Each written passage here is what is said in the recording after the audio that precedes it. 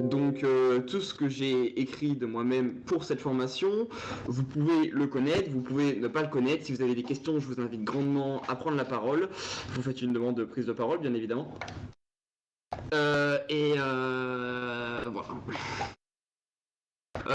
Bon, première chose, du coup, on va voir des informations importantes, c'est-à-dire qu'est-ce qu'un engin explosif improvisé, appelé EEI ou IED en anglais, pour Improvised Explosive Device. Et ensuite, on va voir la composition. Et ensuite, à chaque composition, on va avoir un point, avec pour chaque point une définition, des exemples et une méthode de désamorçage.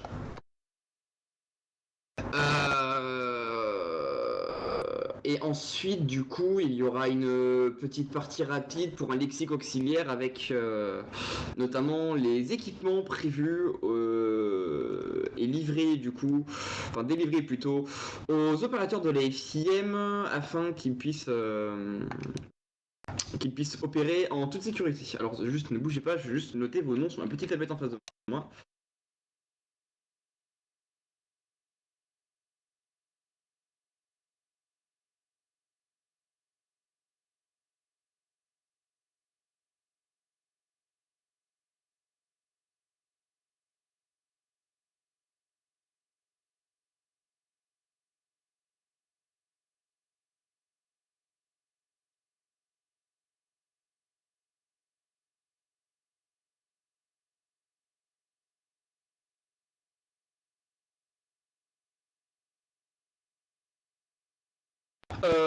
Par ailleurs, juste pendant que je prends les noms des membres des UC qui sont présents, je vous invite à prendre des notes de la formation. Et pour ceux qui ont la chance d'avoir accès aux documents, je pense notamment à toute l'équipe formative de l'ECM Alpha 3, je vous invite à pouvoir... Oui, bien sûr, ils peuvent. Je vous invite à pouvoir... je vous invite à prendre en fait ce document tant que vous pouvez. Je vais ouvrir la porte. Alors, vous êtes adjudant Thunderbolt, adjudant Ghost et adjudant chef Sarah Raider. Alors, je vais noter ça.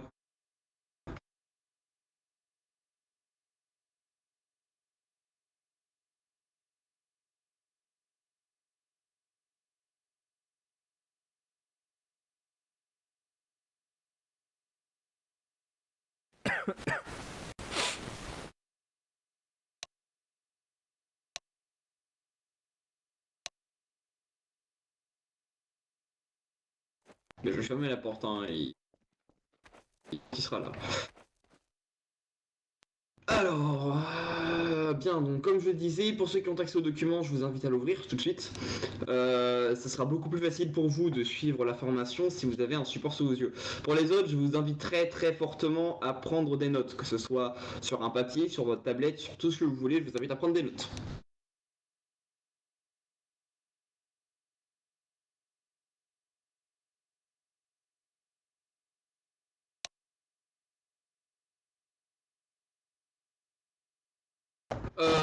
Bien. Donc, je vais tout de suite commencer par les informations importantes. Qu'est-ce qu'un engin explosif improvisé? Donc, un EEI, engin explosif improvisé, c'est un dispositif explosif de fortune. C'est-à-dire que c'est un explosif improvisé via des éléments trouvés dans le domaine civil ou industriel. Il ne faut cependant pas sous-estimer les risques de ces engins explosifs, car ils peuvent cependant être tout aussi puissants que les engins explosifs militaires. Qu'est-ce que ça veut dire tout ça? Ça veut dire qu'un EEI, engin explosif improvisé, vous allez devoir vous le graver dans le crâne, puisqu'on va beaucoup dire EEI pour plus de facilité. Un EEI, c'est quelque chose qui va être fabriqué à partir de tout ce qu'on peut trouver à portée de main. Donc, par exemple, pour le conteneur, ça va être une boîte en carton. Pour une carte électronique, par exemple, ça va être on récupère une carte électronique de calculatrice, on la reprogramme avec des systèmes de fortune ou des systèmes qui ont été craqués, comme on dit. Et pour la pâte explosive, ça va être tout ce qui va être des réactifs qu'on peut trouver dans le domaine civil. Je prends l'exemple très simple, un élément alcalin. Si vous ne savez pas ce que c'est quelque chose qui explose au contact avec de l'eau, ben vous foutez un élément alcalin avec de l'eau, ça fait boum. Un EI, du coup, de quoi est-ce que c'est composé? C'est composé de 5 éléments. Enfin, vous pouvez schématiser ça par 5 éléments, comme on schématise l'homme avec 5 sens. Donc, un EI, c'est composé d'une source d'alimentation obligatoirement. Donc, c'est la chose, c'est le dispositif qui va emmagasiner ou émettre de l'énergie électrique ou mécanique. Qu'est-ce que ça veut dire? Ça veut dire que c'est ce qui va fournir l'énergie à l'explosion, à la détonation. Les sources d'alimentation se divisent en deux catégories, électrique et mécanique, comme dit. Donc électrique, c'est l'utilisation d'énergie électrique déclenchant la détonation de l'engin explosif. Donc ça va être alimenté par un générateur, une pile, une batterie, tout ce qui peut fournir de l'électricité. Et mécanique, ça va être énergie emmagasinée ou appliquée. D'ailleurs, il y a une faute dans mon document, appliqué qui déclenche la détonation de l'engin explosif. Ça va être quoi, par exemple? Ça va être les fameuses mèches qu'on retrouve dans les bombes bien typiques comme ça, la grosse boule noire avec la mèche. Ça va être une mèche, par exemple. Ça peut être, pour une grenade, on enlève la goupille. Un petit fracas comme ça déclenche une étincelle, ça fait boum. Donc en gros, mécanique, c'est tout ce qui n'utilise pas une source d'alimentation électrique. Est-ce qu'il y a des questions pour le moment? Vous m'interrompez si vous avez des questions, hein, on va pas vous laisser dans le flou. J'ai pas de questions, on va passer. Parfait, merci.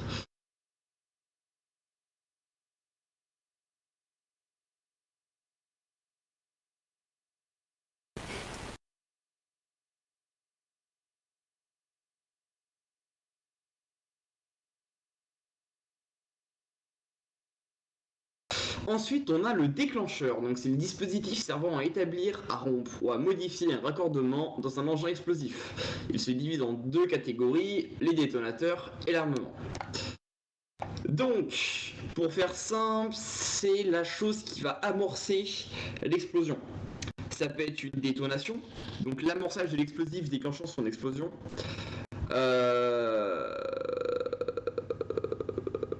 Ou alors l'armement, c'est-à-dire un dispositif d'accélération de la détonation. Donc le premier type de déclencheur, ça va être quelque chose qui va faire en sorte que l'engin explosif il explose directement si vous faites une erreur. Et la deuxième chose, l'armement, ça va faire en sorte que ça pète plus rapidement. Par exemple, un chronomètre qui s'accélère. Pour représenter ça comme ça. Ensuite, on a un initiateur, donc tout composant qui peut être utilisé pour produire une détonation ou une déflagration. Ils sont catégorisés par des allumeurs et des détonateurs. Un détonateur, ça va être quelque chose qui va utiliser une explosion pour provoquer une autre explosion. Ça peut être par exemple l'allumage d'une bombache à partir d'une bomba. Et les allumeurs, du coup, c'est quelque chose qui va être plus traditionnellement utilisé. Ça va utiliser de l'énergie thermique, donc la chaleur, pour faire boum. Et ensuite, on a la charge principale. Donc, c'est la charge explosive ayant pour but de produire le résultat final dans une munition. Nous allons nous intéresser au point suivant, explosif brisant, explosif déflagrant. Est-ce que vous avez des questions pour le moment? Non, formateur. Formateur. Formateur. Ouais, s'il vous plaît. C'est moi, c'est Caporal Grid. Vous avez parlé, attendez, de la charge principale, de l'explosif brisant et de quoi d'autre? Explosif brisant et explosif déflagrant, je vais y revenir juste après pour vous expliquer c'est quoi. Parce qu'il y a des différences à faire par rapport à l'explosif brisant et par rapport à l'explosif déflagrant, c'est pas la même chose.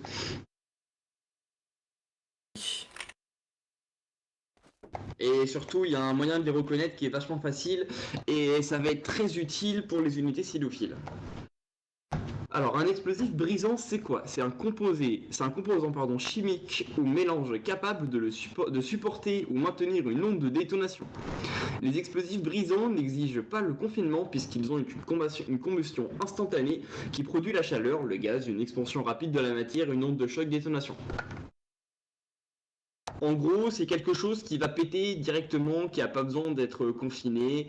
Vous pouvez retrouver ça dans des boîtes en carton, comme dans des gros explosifs tout blindés, et ça n'a pas besoin vraiment d'être confiné. À l'inverse du coup de l'explosif déflagrant, qui est un composé chimique ou un mélange qui est conçu pour déflagrer, entre parenthèses, c'est une combustion rapide, et dont l'explosion nécessite généralement le confinement. Donc ça, vous allez le retrouver dans des cas qui sont plus blindés, qui sont plus confinés.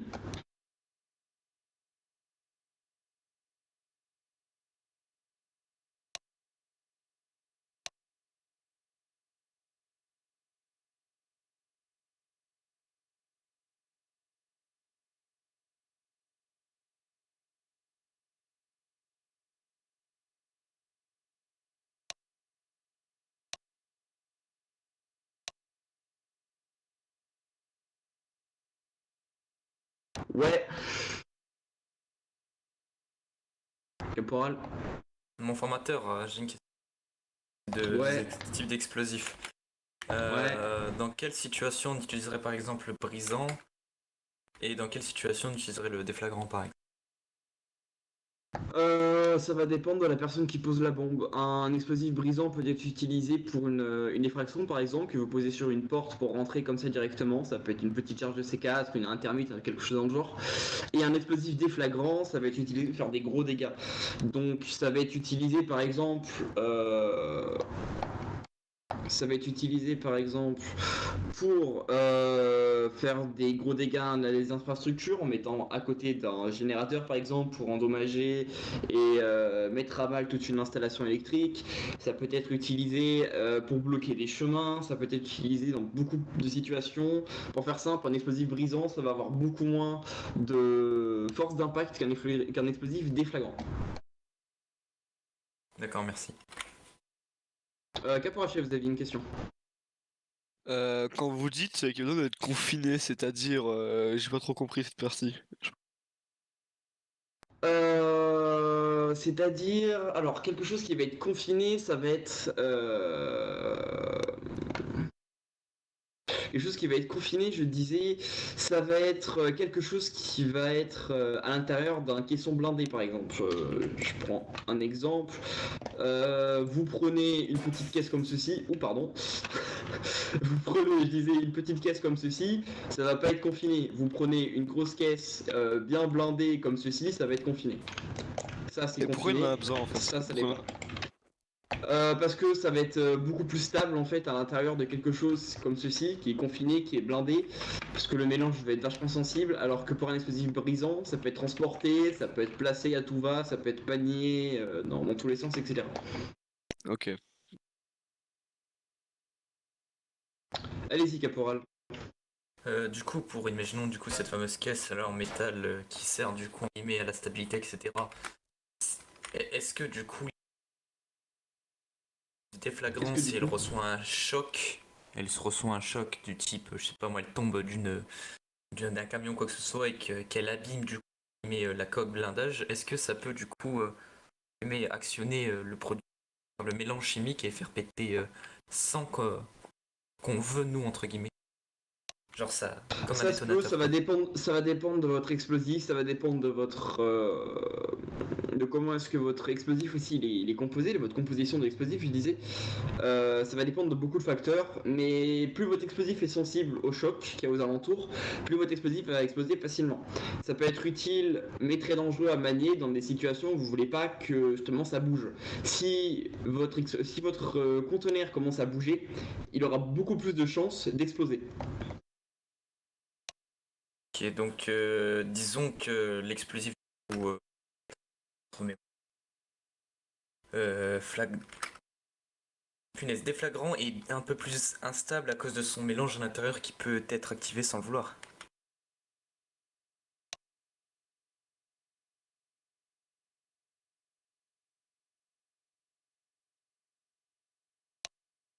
Excusez-moi, veuillez répéter. Je vous ai pas écouté, je faisais un message radio. Ma voix est bien là ou pas? Ouais, ouais, c'est bon, c'est bon. Ok, j'allais dire. Du coup. Ah, j'avais dit quoi déjà?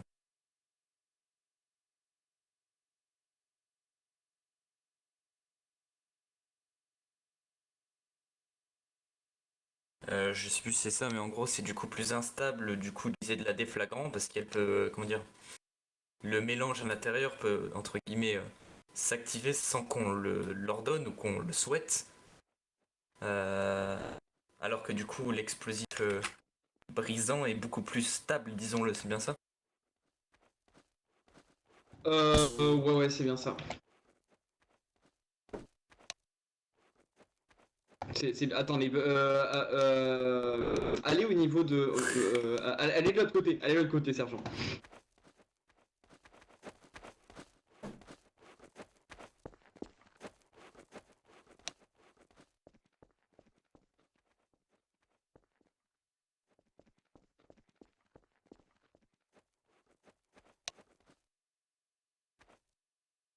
Mal à la tête.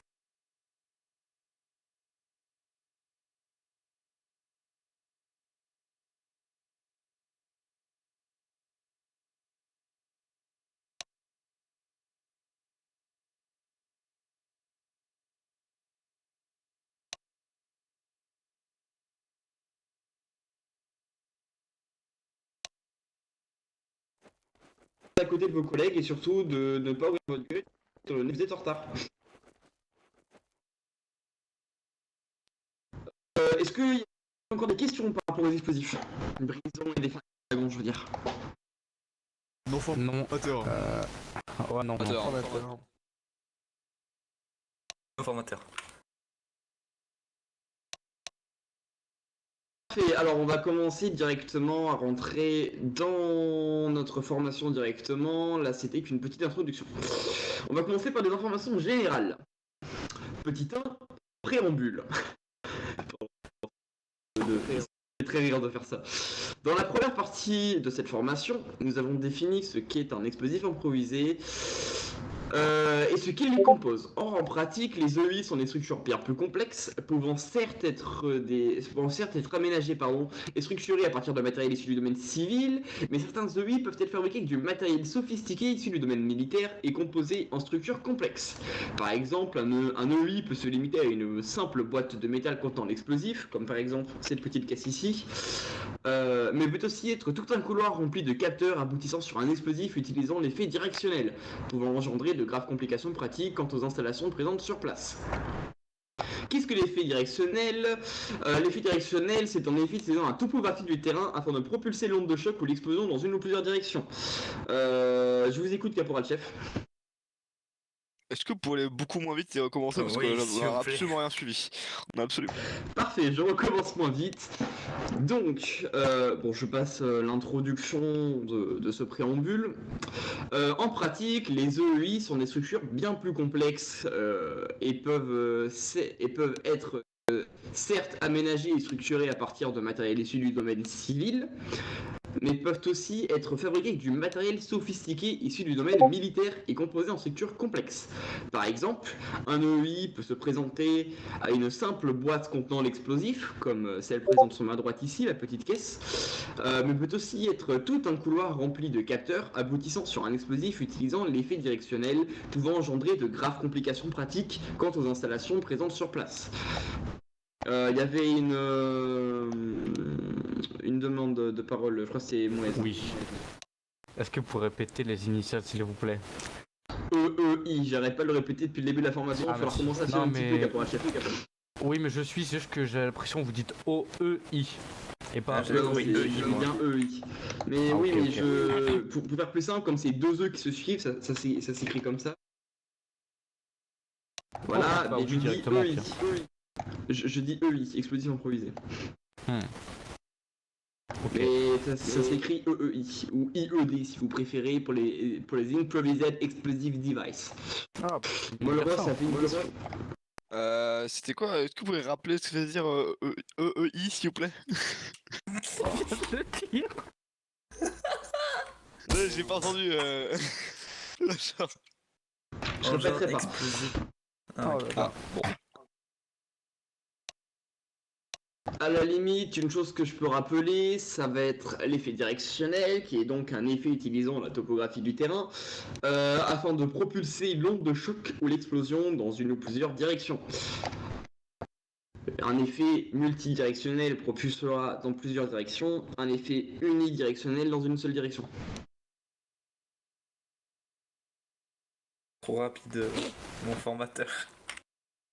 Non mais là vous foutez de ma gueule, caporal. Vous voulez que... Non, mais n'importe j'ai quoi. pas le temps. Oh, J'ai non, pas le temps d'écrire. Un effet directionnel, c'est un effet qui propulse l'onde de choc dans une ou plusieurs directions.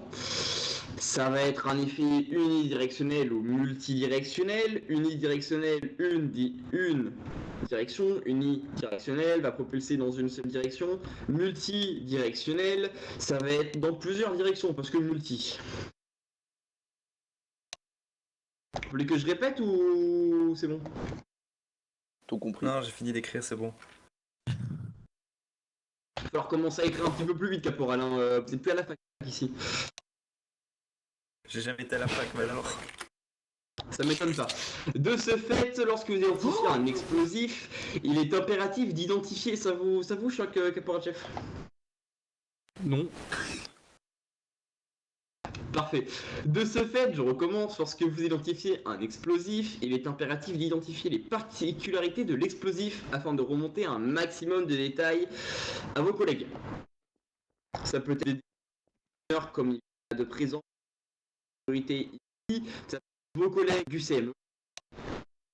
Je rappelle, hein, pour le caporal, CME, ça veut dire Vous coupez, Major. maniement Coupé d'explosifs. Major. On dirait vous citez les voyelles. On vous entend pas trop, hein. Arrêtez de rigoler, y'a rien de méchant. Enfin, y'a rien de moqueur là. Non mais c'est quoi ça? Je vous rappelle, j'ai une matraque les amis. Attendez, il y a votre collègue. Bah, je suis pas son ami.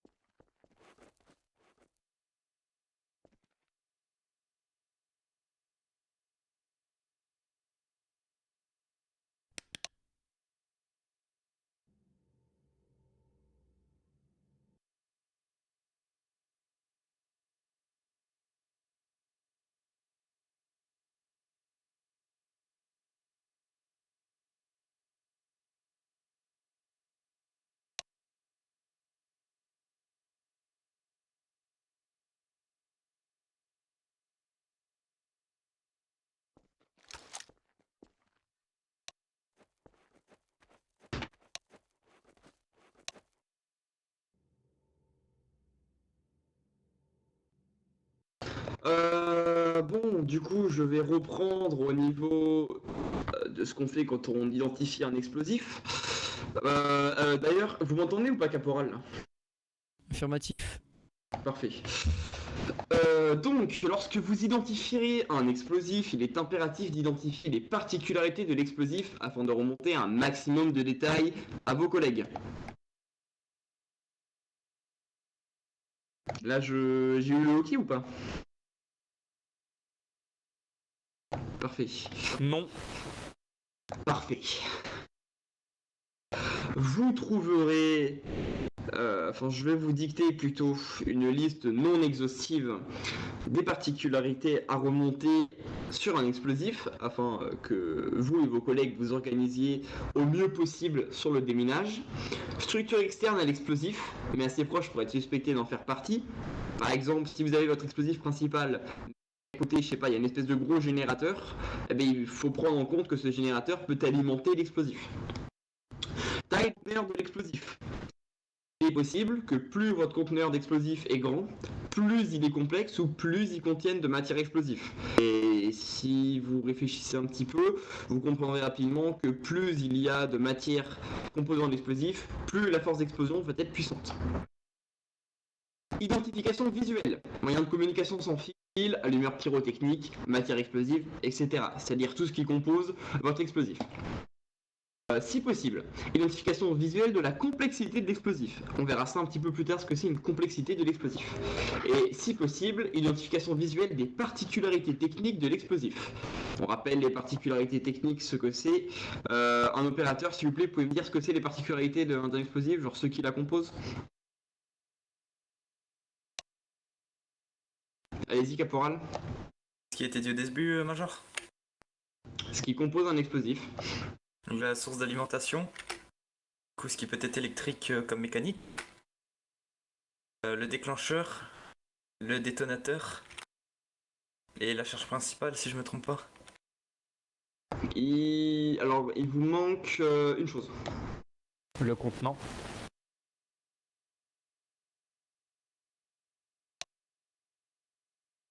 Allez-y, caporal chef. L'explosif, tout simplement. Il a dit la charge principale déjà. Allez-y, sergent. La puissance. Pas du tout. Ok. Eh bien, étant donné que vous le savez pas, c'est je vais la vous le redire, c'est l'initiateur. Ah, ok. C'est le composé qui est utilisé pour produire une détonation ou une déflagration. Ils sont catégorisés par les allumeurs et les détonateurs. Juste, je viens de voir l'heure. Je pense que dans cette partie-là, on va se concentrer uniquement sur la partie théorique et les parties pratiques seront faites plus tard. Parce que j'ai aussi des horaires à respecter de mon côté. Alors, un plan de sécurité. Lorsqu'un opérateur fait face à un engin explosif, ses premiers réflexes doivent être d'abord de contacter les unités compétentes, soit les unités de déminage, soit du coup les unités formées au CME. Établir un périmètre de sécurité prenant en compte les dangers possibles en fonction de l'EI et de la topographie, et rester sur zone jusqu'au relais des unités compétentes. Si possible, récupérer un maximum d'informations sur l'EI avant intervention. Empêcher tout contact non protégé entre le personnel assurant la sécurité et le périmètre de danger. Donc c'est-à-dire que si vous ne portez pas des tenues adaptées, vous n'allez pas vous approcher de l'explosif pour essayer de le déminer. On verra en dernière partie ce que sont les tenues adaptées.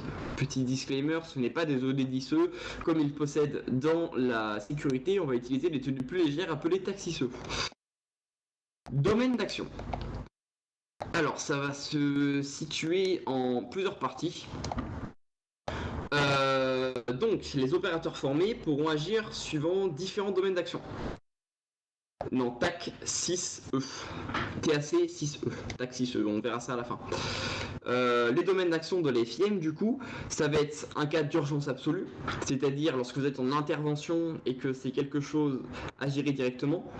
Ça va être aussi lorsque ça concerne directement nos domaines d'accréditation, donc ça peut être le baraquement, ça peut être le confinement de notre SCP, et aussi ça peut être appel en renfort. Donc les unités des mineurs présentes sur votre droite, donc sur ma gauche, si jamais ils sont en galère mais qu'il y a des unités de la FIM formées au CME, ils pourront vous appeler. Votre rôle sera principalement d'être opérateur radio, on verra ça par la suite, ce que c'est en opérateur radio, lorsque je vais vous expliquer en cas pratique comment est-ce que ça va marcher. Ensuite, on va passer directement à ce qui compose un engin explosif et on va du coup s'intéresser premièrement aux sources d'alimentation. Donc on va d'abord s'intéresser aux alimentations mécaniques et aux alimentations électriques. Une alimentation mécanique, c'est une alimentation utilisant de l'énergie non électrique emmagasinée afin de déclencher l'explosion de l'engin explosif. Généralement, ces alimentations sont sous forme de mèches pyrotechniques et il suffit de les couper pour les désamorcer. C'est très simple, c'est relativement facile à faire. Comme exemple, on peut trouver justement des bombes utilisant des mèches pyrotechniques. Il suffit de couper la mèche pour les amorcer, comme par exemple des pétards, ou justement, comme je le disais tout à l'heure, la fameuse bombe très typique du petit rond rouge avec une petite rond noir avec une petite mèche, ou alors une roue tournant emmagasinant de l'énergie hydraulique, donc ce qu'on appelle plus communément une turbine. Et ensuite, ça peut déclencher l'engin explosif dans le cas où suffisamment d'énergie est emmagasinée. Ces explosifs sont aisément désamorçables par n'importe quelle personne ayant suivi les consignes de sécurité. Pour ce faire, il suffit que l'allumeur ne soit pas un dispositif d'armement et ensuite on neutralise l'alimentation. Est-ce que vous avez des questions ? Non formateur. Non. Formateur. N'hésitez pas à prendre la parole aussi, la sécurité, pour dire non formateur, plutôt que juste dire non de la tête, soyez pas timide. Je ne mange pas, enfin, a priori. Alors, on va passer aux alimentations électriques. Ça, c'est un petit peu plus complexe. C'est une alimentation électrique, donc c'est une source d'énergie électrique apportée via un courant électrique. Généralement plus complexe, ces explosifs doivent être gérés par des membres expérimentés ou formés au désamorçage. Ces types d'explosifs contiennent plus de composants que les explosifs, alimentation mécanique, et dès lors, sont alors plus complexes. Ils peuvent notamment contenir par exemple des capteurs, comme je le disais dans l'introduction, un couloir rempli de capteurs, mais ils peuvent contenir plein d'autres choses dont on verra une liste non exhaustive dans la dernière partie. Ces alimentations sont construites de façon à faire exploser l'engin explosif lorsqu'une erreur est produite par la personne en charge du déminage. De ce fait, il est strictement interdit au personnel n'étant pas dispensé les formations appropriées d'effectuer un déminage, j'ai fait une faute encore dans mon document, sur ce type d'explosif. De ce fait, à chaque fois que vous voyez une personne qui essaye de désamorcer une bombe, mais qui n'en est pas, mais qui n'en a pas les compétences, vous l'arrêtez directement. Pour la sécurité, n'hésitez pas à en parler à un supérieur, il lui foutrait une sanction. Pour la FIM, n'hésitez pas à en parler au capitaine ou à en parler directement au commandement. Il a passé un seul quart d'heure, c'est moi qui vous le dis. Fonctionnement. L'alimentation électrique est reliée à une carte électronique via un circuit électrique, lui fournissant ainsi la tension idéale afin d'alimenter l'entièreté de l'explosif. Ensuite, vient un programme rentré dans la carte électronique, fonctionnant sur des portes logiques conditionnelles. Donc je vais pas m'attarder là-dessus, mais pour faire simple, c'est un truc qui dit si oui, faire ça, sinon faire ça. L'explosif va être assez sensible dans les câbles coupés pour déclencher la détonation. C'est un programme qui est rentré dans la carte électronique et je vous conseille très fortement de ne pas vous aventurer à justement déprogrammer la carte électronique parce que c'est beaucoup trop complexe pour une personne qui n'en est pas formée. Oui, caporal. Excusez-moi, est-ce que vous pouvez revenir vite fait sur la carte électronique, à quoi elle sert? La carte électronique, du coup, elle fonctionne sur des portes logiques conditionnelles. Donc, c'est des trucs, des structures qui disent s'il y a ça, faire ça. Sinon, s'il y a ça, faire ça, etc. Et en gros, c'est un programme rentré dedans. Du coup, qui fonctionne sur ces portes logiques, justement. Et si, du coup, il y a certaines conditions qui sont respectées, ça va envoyer un courant électrique et ça va faire péter l'explosif. En gros, en très gros. Parce qu'on verra plus tard un petit peu comment ça marche. Caporal Chef, vous avez une question? J'ai la même question que le Caporal Grid. Parfait. Alors, on va passer aux exemples et dangers. Le principal danger de ce type d'explosif, ça réside dans la possible présence de dangers externes au circuit principal. Je m'explique. Lorsque vous observez un circuit électronique, ce dernier est constitué sous la forme suivante. Une carte électronique, une source de détonation. Il y aura toujours ça dans les explosifs. Il y aura toujours une alimentation qui est une carte électronique qui est reliée à une source de détonation, donc la charge principale. Vous pouvez juste schématiser par ça, vous ignorez les initiateurs et les déclencheurs. Dans votre schéma, je veux dire, hein, bien sûr. Le but la méthode justement pour agir là-dessus, ça va être de s'imaginer un schéma. Comme vous tracez un petit labyrinthe en gros, qui va dire, ça c'est relié à ça. Donc l'alimentation est reliée à la carte électronique, qui est reliée à l'explosif. Vous ignorez tout le surplus. Le surplus, vous y pensez après. D'abord, première chose à faire, vous identifiez le circuit électronique que je viens de citer. Cependant, du coup, on peut trouver d'autres composants, tels qu'un minuteur. D'ailleurs, il est à noter qu'un minuteur, c'est uniquement une représentation visuelle du temps passé. Et ça peut être interne à l'explosif, et du coup, ça peut pas être physique, ça peut être juste un temps qui est calculé à l'intérieur de la carte électronique, mais vous en avez aucune idée. Les unités cynophiles peuvent en témoigner. En général, c'est juste une petite lumière qui clignote. Ça peut être un thermomètre. Donc cet élément va mesurer la température ambiante et servira de déclencheur d'armement pour en revenir au fonctionnement d'un explosif. Un luxmètre, donc un élément mesurant la luminosité afin d'émettre un signal en cas de luminosité élevée. Cet élément viendra contrer l'usage d'une lampe lors du déminage. C'est pour ça qu'il faut faire très attention lorsque vous observez dans les parties sombres d'un explosif et qu'il vaut mieux, si possible, utiliser des visions nocturnes. Si vous pouvez pas, vous devez utiliser une lampe, mais il faut toujours prendre en compte ce petit risque. Excusez-moi. Et pour le reste, vous pouvez bien sûr laisser votre imagination prendre le relais une fois qu'on aura fini cette formation. Allez-y, caporal. Les lunettes à vision nocturne, est-ce qu'elles, je ne sais pas, en fait, je pose une simple question, n'émettraient pas des ondes? Je pense que tout ce qui est engins explosifs sont très fragiles des... Ça dépend. Il y a des engins explosifs qui justement possèdent des capteurs par rapport à vos ondes. Certains types de lunettes émettent des ondes et ont donc un récepteur. Nous, on utilise des lunettes au phosphore blanc, donc ça envoie pas des ondes en gros. Ça utilise du coup du phosphore blanc pour représenter le monde en blanc et en noir. Et ça va refléter en gros du blanc dans la topographie du terrain. Du coup, vous n'avez pas à vous inquiéter au niveau des... Oula, vous allez bien, caporal. Je peux vous faire tourner si vous voulez, il n'y a pas de souci, j'ai mis un frag pour. Du coup, je disais, vous n'avez pas de soucis à prendre en compte par rapport à ça. Compris. S'il n'y a pas d'autres questions, on va tout de suite passer à la méthode. Cette méthode est très schématisée. Les unités cynophiles peuvent en témoigner le fait qu'elle est beaucoup plus poussée en pratique et vous développerez votre propre méthode à partir de ce schéma-là, au fur et à mesure de votre expérience de déminage. Donc, en soi, la méthode est relativement simple. Il s'agit juste de couper l'alimentation de l'explosif. Pour ce faire, une démarche stricte doit être suivie. Ne jamais, au grand jamais, si vous voulez que je vous tue, si l'explosif ne vous a pas tué, coupez les câbles entre l'alimentation et la carte électronique. Il y a toujours une petite batterie, une petite source d'alimentation qui retire de l'énergie sur la carte électronique, qui va envoyer un courant dès que vous coupez cette alimentation. Et dans ce cas-là, si le courant est envoyé, c'est mort, c'est la mort. Donc surtout, vous identifiez les câbles entre l'alimentation et la carte électronique, et vous vous dites, ceux-là, faut pas les couper. Si vous les coupez, vous êtes mort, que ce soit par l'explosif ou par moi.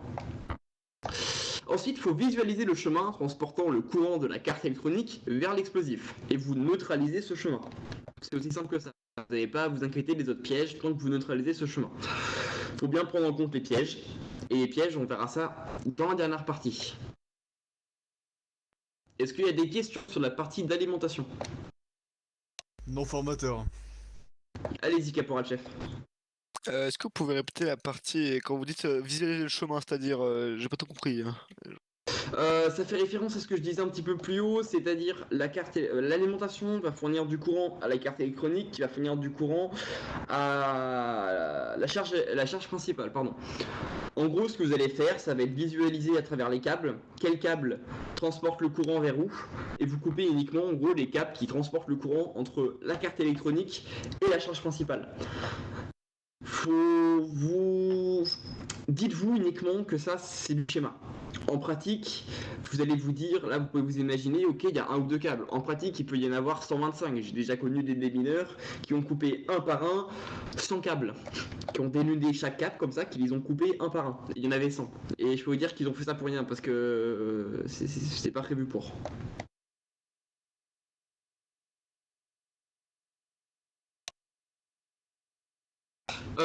S'il n'y a pas d'autres infos là-dessus, je vais passer à une petite partie du coup sur les déclencheurs. Donc, pour rappel, un déclencheur, c'est un objet, un dispositif qui empêche l'armement d'un engin explosif jusqu'à ce que certains critères aient lieu. Il affecte ensuite l'armement et fait fonctionner l'engin explosif. Donc ça c'est pour ce qui est dans un déclencheur de type armement. Il y a aussi les déclencheurs de type détonation. En gros, un déclencheur d'armement, c'est nul autre qu'une sécurité pouvant être mise sur un explosif permettant d'éloigner le risque d'une détonation incidentelle. Je vais y arriver.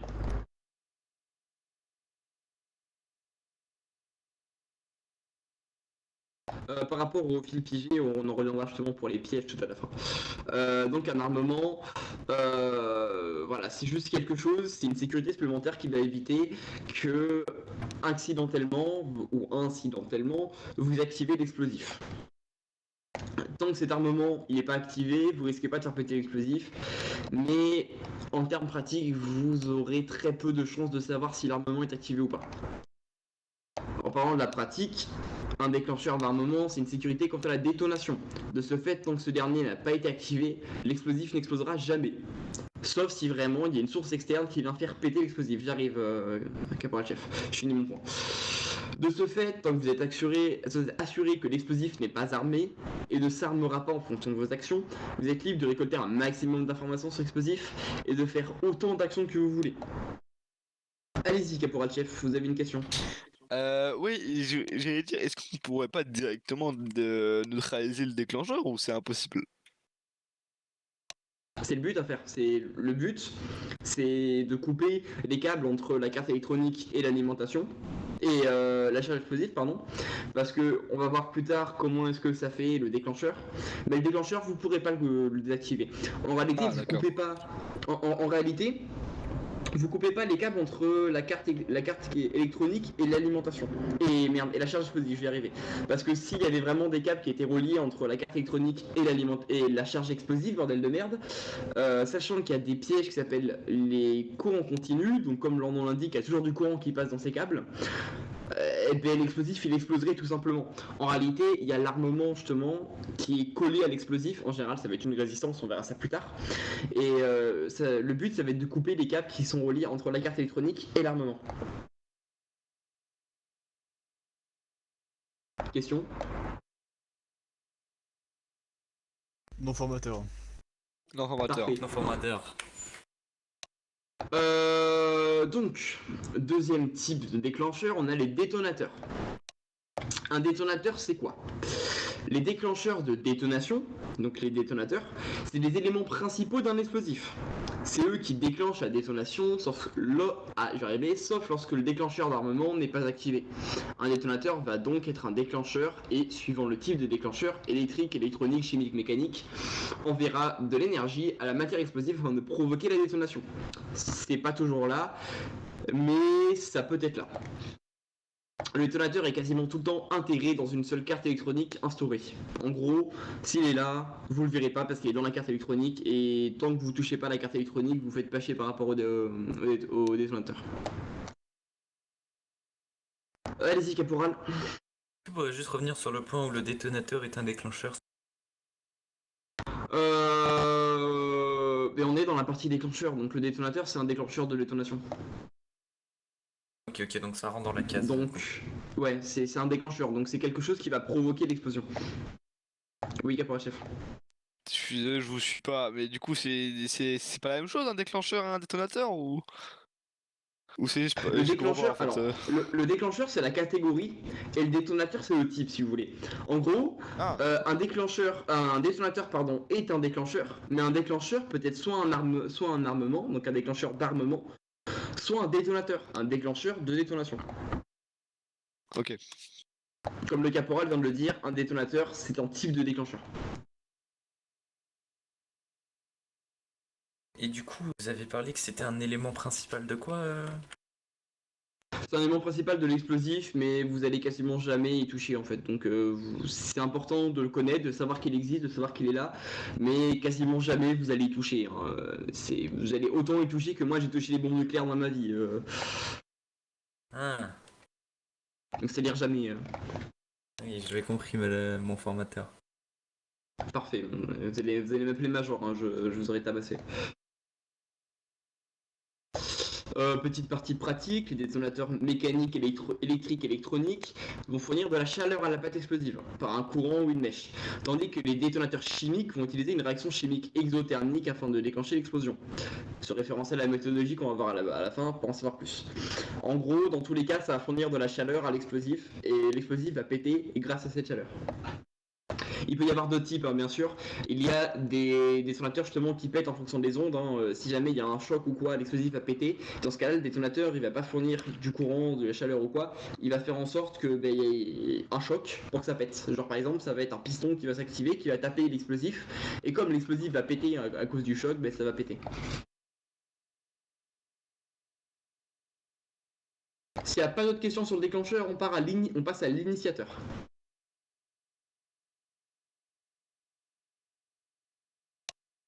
Il n'y a pas de question, parfait.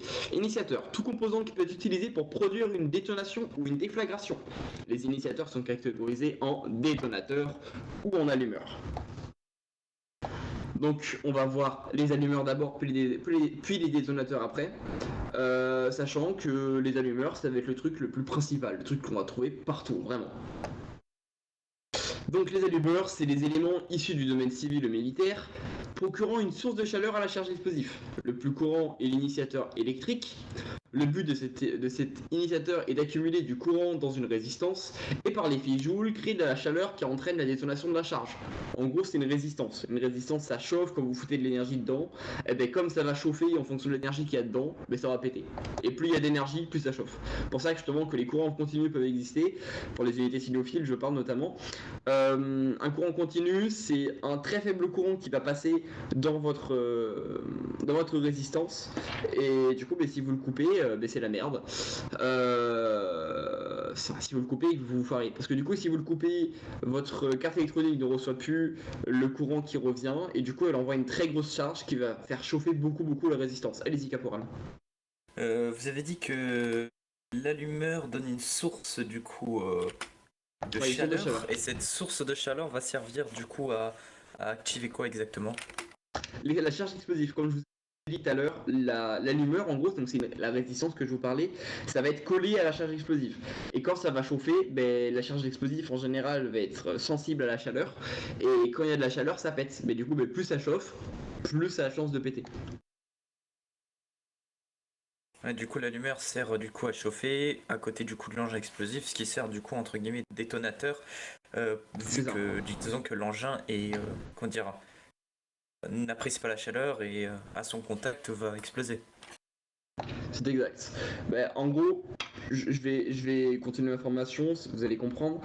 Dans le cas de l'initiateur, de l'allumeur, il est la cause de la mortalité du chemin entre la carte électronique et la charge d'explosif. C'est lui la cause de l'explosion lors de l'envoi du courant vers la charge. Donc c'est ici qu'il faut couper. Je vous donne une liste non exhaustive d'allumeurs. D'allumeurs. Donc la fameuse résistance que je vous parlais. Il s'agit du plus commun, une simple résistance chauffante fournissant l'énergie thermique à l'explosif et provoquant l'explosion. Ça peut être une ampoule, parce qu'une ampoule ça chauffe. Une ampoule chauffe lorsque cette dernière chauffe trop. Une ampoule lorsque cette dernière... J'y arrivais, attendez, je reprends. Je reprends. Une ampoule chauffe lorsque cette dernière chauffe trop longtemps, est allumée trop longtemps. Dans ce cas, dans le cas où une ampoule constitue un initiateur, donc, cette dernière sera la plus proche possible de la charge, car la chaleur est rapidement dissipée dans l'air ambiant. C'est pour ça que vous pouvez vous tenir c'est pour ça que je peux notamment me tenir à même pas 1 mètre là, de cette ampoule et ne pas brûler, parce que la chaleur est dissipée. Ça peut être aussi toute autre chose, source de chaleur, je vais y arriver, un chalumeau, une allumette, une étincelle, résidu issu de frigo. Toute chose pouvant produire une flamme peut être placée plus ou moins loin de la charge, afin de provoquer directement une explosion. Des questions? Non formateur. Non. Non, formateur. Formateur. Non formateur. Parfait. C'est marrant, j'ai pas entendu les agents de sécurité depuis le début, c'est uniquement les FM qui me répondent. Du coup, en autre type d'initiateur, on a les détonateurs. C'est à peu près la même chose que dans les déclencheurs. Hein. Un engin contenant un explosif sensible destiné à produire une onde de détonation, peut-être électrique ou non électrique, entre parenthèses, simple. Vous verrez ce que je veux dire par là. Il peut s'agir d'une double charge provoquant l'explosion, telle une bomba activant une bombache. Il s'agit très généralement de petites charges nécessitant une faible puissance afin de réduire la charge d'équipement présent sur l'explosif. En gros, au lieu d'utiliser une résistance qui va demander beaucoup de courant, etc. Vous pouvez juste utiliser un tout petit explosif comme ça, qui va demander que dalle en énergie, sauf que du coup, quand cet explosif va péter, ça va entraîner une explosion en chaîne qui va faire péter la charge principale, et du coup, ça va réduire en gros les coûts énergétiques de votre explosif. C'est pour ça qu'il est à noter que ces charges indiquent une plus forte puissance d'explosion qu'imaginée à première vue. Les mêmes techniques seront cependant utilisées pour le désamorçage, repérer l'explosif, visualiser le chemin, neutraliser le chemin. Aussi simple que ça. Vous trouverez, je vais vous dicter plutôt une, le caporal Wenger l'a très bien expliqué, une grenade, un choc qui vient taper sur une charge secondaire qui viendra allumer la charge principale. Donc je vais vous donner une petite liste non exhaustive de détonateurs. Explosifs faibles. Explosif ayant besoin de très peu de puissance de détonation, mais amplifiant la puissance reçue pour déclencher la charge principale. Donc par exemple une petite grenade pour faire péter une grosse bombe. Ça peut être un fil à exploser. C'est quoi un fil à exploser? C'est un initiateur ou système dans lequel une impulsion électrique à énergie élevée est transmise par un fil à exploser, littéralement provoquant l'explosion du filament et libérant une énergie thermique et une puissante onde de choc capable de provoquer la détonation d'une matière explosive relativement peu sensible placée en contact avec le filament. Oui, caporal chef. Vous pouvez répéter la partie du fil explosif? En gros, c'est un petit système où il y a de l'énergie qui va passer dedans. L'énergie sera tellement élevée que le fil va péter et ça va faire tout péter. Ça vous va comme explication? Oui, caporal. J'ai peut-être un exemple avec les pétards. Je sais pas si vous voyez le pétard avec les 2 fils au bout et on doit tirer dessus pour faire les péter le. C'est par exemple le claque-doigt, voilà. Non, je parlais pas du claque-doigt, mais vous voyez, genre un petit. Vous voyez, Ouais, c'est un petit pétard. moi j'appelle vous ça avez 2 claque-doigt, fils oui, et mais oui. pam. Ah, Ouais, ok, d'accord. faut tirer de chaque côté et ça fait péter au milieu. Voilà, Moi j'appelle c'est ça un ça. claque-doigt, mais c'est pas un claque-doigt. C'est un truc style. C'est ça. C'est là l'énergie transmise elle est mécanique parce que c'est vous qui utilisez vos mains justement pour faire péter le truc, pour faire péter le fil à exploser. Mais dans ce cas-là, ce sera de l'électricité qui va passer dedans pour le faire péter. Quelque chose à dire, caporal chef? Vos gueules, caporal chef. J'ai question majeure. Mon formateur, pardon. Oui. Est-ce Oui, que oui, ça vous peut avez être question. autre.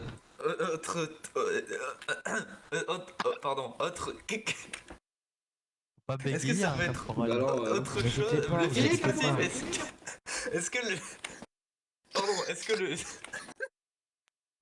que le fil explosif peut être comment dire, déclenché par autre chose qu'une énergie électrique?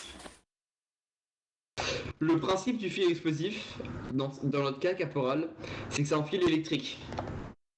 Vous pensez que dans un fil électrique, il peut y avoir autre chose qui passe? Un fil a explosé, pas fil électrique, pardon. Oui. Attends, quoi? Reprenez votre question. Ouais, pardon. En gros, le fil a explosé, celui qu'on parlait. Est-ce qu'il peut être actionné autrement par le fameux, par une source d'énergie électrique, comme autre chose? Mais je viens de vous expliquer, caporal, qu'un fil a explosé, dans notre cas, c'est un fil électrique. Vous connaissez d'autres choses qui passent dans un fil électrique que de l'électricité? Non, mon formateur. Parfait. Et votre cerveau, il y a de l'électricité qui passe dedans ou c'est comment? Bah oui, du coup, mon formateur. Voilà, alors arrêtez de poser des questions à la con comme ça. Ouais, par contre, vous pouvez vous abstenir de vos remarques sur nos collègues, caporal chef. Euh...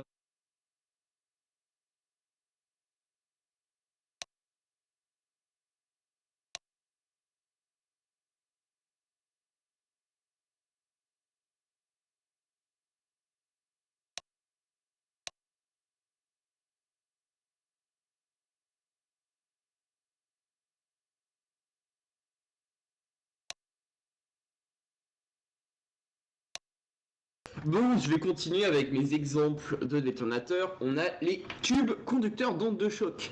Tubes plastique souple de polymère extrudé couvert d'une couche d'explosifs brisant en poudre déposée sur sa surface interne qui propage une onde de choc faisant le détonateur. Vous avez rien compris, je suis sûr, parce que vous avez vraiment un vocabulaire de merde. Vous savez pas ce que ça veut dire extrudé. Vous avez rien compris, c'est parce qu'en polymère. Oui. Voilà, Oui. ben voilà, c'était sûr. Extrudé, en gros, pour faire simple, c'est un tube. À l'intérieur, il y a un petit explosif brisant. C'est quoi l'explosif brisant, messieurs? Messieurs, dames, pardon. Je sais pas, mon formateur. Du tout. C'est quelque chose qui vient briser l'explosif. Putain, mais vous écoutez les formations, comment ça se passe Ça a été dit au tout début, quand je vous ai fait un point, je me suis même attardé sur ce point parce que vous m'avez posé des questions sur la différence entre un explosif brisant et un explosif Ah déflagrant. oui, oui. Et vous voulez quoi, l'un ou l'autre? Explosif brisant, c'est quoi un explosif brisant, sergent? Ah, C'est ça un va. explosif qui se brise. Non mais je vous jure, si vous étiez de la FTM, je vous aurais tabassé. Hein. Bah vous pouvez me frapper. Déjà moi, vous ça arrivez en retard, mais déjà vous arrivez en retard à la formation, et en plus vous répétez les conneries de mes opérateurs. Du tout, mais je devais couper mon jeûne, c'est pour ça que j'étais en retard, excusez. Bon, dans ce cas, je vous comprends, hein, je vous blâme pas d'être en retard, aucunement. Oui, Caporal Liam Grid. C'est une combustion instantanée. Style CK. Non, ça c'est un explosif. Ça c'est un explosif, une Merde. combustion instantanée, Caporal. Oui, mon capitaine. Alors, de ce que je me rappelle, c'est que ça a pas la particularité, c'est que ça n'a pas besoin de chambre de confinement déjà. Et c'est Oui. c'est une réaction très rapide, quasiment instantanée. Ça c'est des flagrants. Non, j'en dis, c'est ça. C'est une combustion instantanée qui produit de la chaleur, le gaz de l'extension rapide de la matière, une onde de choc détonation. En gros, c'est un petit explosif qui va produire une petite onde de choc, mais très rapide.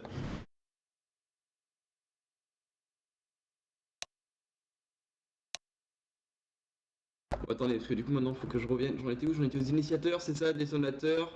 Parfait. Donc, votre tube conducteur d'onde de choc, c'est un tube plastique qui est souple, qui est fait en polymère. Donc les polymères, c'est un composé, c'est une structuration, pour faire plus simple, des cellules de votre composé. Donc en gros c'est une matière, le polymère. Extrudé, donc avec un trou en gros. Couvert d'une couche explosive brisant en poudre. Donc l'explosif va être placé en poudre, donc par exemple de la poudre à canon. Déposé sur sa surface interne, donc ça va être placé à l'intérieur, qui propage une onde de détonation. En gros, ça va propager la détonation à l'intérieur de tout le tube grâce à l'explosif brisant, et ça va la donner en fait à l'autre bout du tube, à votre explosif, à votre charge principale. Est-ce que vous pouvez revenir vite fait sur la couche de poudre, etc., s'il vous plaît? C'est un explosif brisant qui est placé à l'intérieur de votre tube. Attendez, je vais répondre à votre major. On a adjudant Thunderbolt, adjudant Goth, adjudant Sarah Ryder, sergent Aprio et caporal Fras.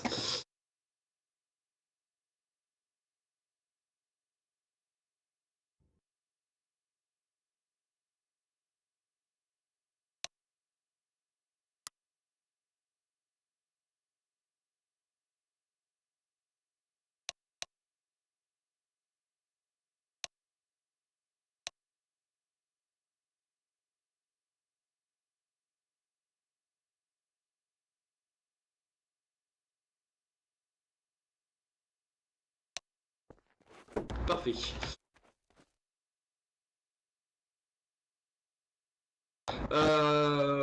Reprenons-en. Donc là, on a fini avec les initiateurs. On va pas parler des charges principales. Pas ici. Pour faire simple, votre charge principale, ça va être toujours de l'explosif plastique. C'est quoi un explosif plastique? C'est quelque chose qui est malléable à température ambiante. Donc c'est quelque chose que vous pourrez prendre en main et que vous pourrez manipuler en main, en gros. Votre charge, la plupart du temps, ça va être ça. Et du coup, ça va être assez facile de le faire péter. Ça va être principalement un explosif déflagrant qui va pas être si sensible que ça au choc alentour. Et vous aurez besoin d'un initiateur afin de le faire péter. Ça peut être un allumeur comme un détonateur.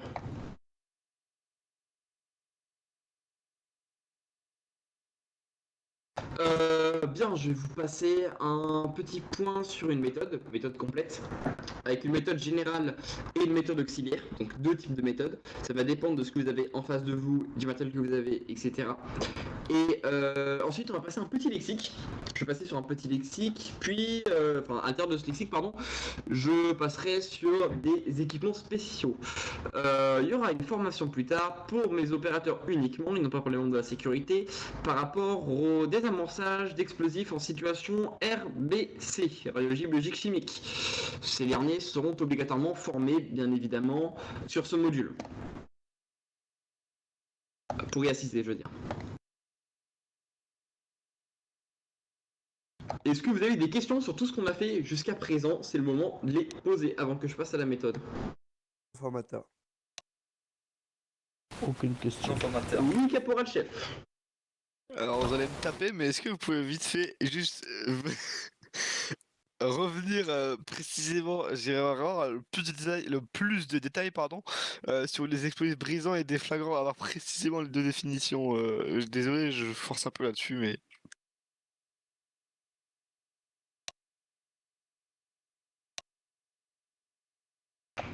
Caporal Grid. Oui, Major. C'est vous, tout début, je m'en souviens très bien qu'il m'avait posé, c'est exactement la même question que m'a posé le caporal chef à l'instant, c'est-à-dire de revenir sur l'explosif brisant et déflagrant. Est-ce que vous pouvez m'en dire plus sur c'est quoi leur différence, c'est quoi ce qui les caractérise, s'il vous plaît? Alors, l'explosif déflagrant, c'est un mélange qui, du coup, Tous les est un explosifs mélange. sont des mélanges chimiques sensibles. Vous pouvez ignorer cette partie. En tout cas, le déflagrant, c'est plus, du coup, par exemple, je vais reprendre l'histoire de la caisse en métal, en acier, pardon, qui est, du coup, il me semble plus résistant, qui est plus complexe et qui demande, et qui est potentiellement aussi plus dangereux au niveau de la charge explosive et plus complexe. Donc ça peut Ça peut être, par exemple, comme vous avez dit, plein de salles avec plein de capteurs qui emmènent sur un... Sur un gros explosif principal, c'est Sur un gros exact, explosif qui va principal, voilà. endommager, voilà, qui va endommager une structure vitale d'une installation, comme par exemple un générateur. Ça peut obstruer des tunnels, des choses comme ça, alors qu'un explosif brisant va plutôt être utilisé en tant que détonateur d'une charge principale dans un déflagrant ou pour des effractions. Et l'effraction, je crois même que je... Non, j'aurai le temps de parler de l'effraction, parfait. Donc l'effraction, on verra ça juste après ce que c'est. D'autres questions, messieurs, dames? Non, mon frère. Mon formateur. Un formateur.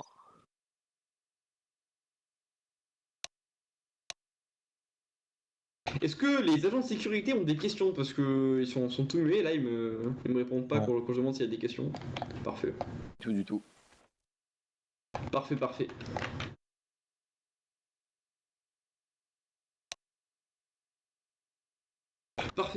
Alors, on va passer à la méthode. Avant de passer à la méthode. Ouais, allez-y, sergent. Pareil, hein, s'il y a des opérateurs, merci. des agents de sécurité qui Bonne doivent y soirée à vous. aller, allez-y. Bonne soirée. Par rapport à la méthode, ça va être uniquement du plus pour frimer auprès des autres, pour les opérateurs, enfin pour les agents de sécurité, pardon. Donc, non, mais en fait, non, j'ai pas besoin de ce disclaimer parce que le seul agent de sécurité qui n'est pas apte au déménage vient de partir. Donc, j'ai pas besoin de ce disclaimer. Donc, on va passer à la méthode. Cette méthode va surtout être pour mes opérateurs à moi parce qu'ils sont spécifiques aux situations reliées. Mais la première méthode qu'on va voir est spécifique à tout le monde parce que c'est la méthode générale. Cette méthode générale, ça va être dans le cas où le temps et l'espace vont être suffisants. Si l'une de ces deux choses n'est pas suffisante, si le temps n'est pas suffisant, si l'espace de manœuvre n'est pas suffisant, mais surtout si ce temps n'est pas suffisant pour les opérateurs, on va passer à la deuxième méthode qu'on va voir après. Donc, méthode générale, lorsque vous arrivez sur un cas d'explosif à déminer, vous avez quelques minutes devant vous afin de progresser en toute sécurité, vous êtes alors dans les conditions les plus optimales du déminage. A noter que cette méthode est générale et ne prend pas en compte chaque piège que vous pouvez trouver sur un explosif. On va voir le préambule pour plus de détails sur les pièges, donc on va voir juste après les détails sur les pièges.